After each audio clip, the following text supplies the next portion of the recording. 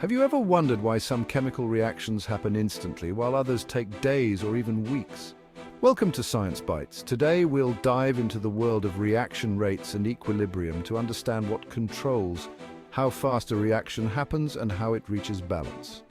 The rate of a reaction is a measure of how fast the reactants are converted into products. Some reactions, like combustion, are extremely fast, while others, like the rusting of iron, can take years.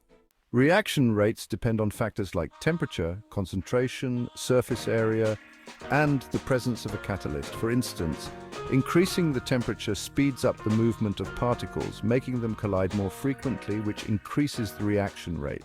Catalysts, on the other hand, are substances that increase the reaction rate without being consumed in the process. Enzymes in our body are an example of natural catalysts. But what happens when a reaction doesn't just go in one direction? This brings us to chemical equilibrium. In a reversible reaction, the products can react to form the original reactants. At equilibrium, the rate of the forward reaction equals the rate of the reverse reaction. It's a dynamic balance where the amounts of reactants and products stay constant, but both reactions are still happening. One key concept in understanding equilibrium is Le Chatelier's principle, which states that if you disturb a system at equilibrium by changing conditions like temperature or concentration, the system will adjust to counteract the change.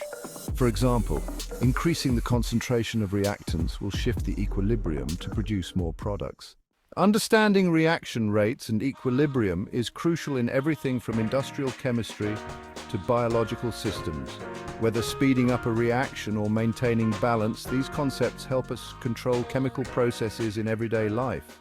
Next time on, we'll look at how to balance chemical equations and why it's so important in understanding reactions. Stay tuned for more bite-sized science. Like and subscribe for more bite-sized science that makes the universe easier to understand, one concept at a time.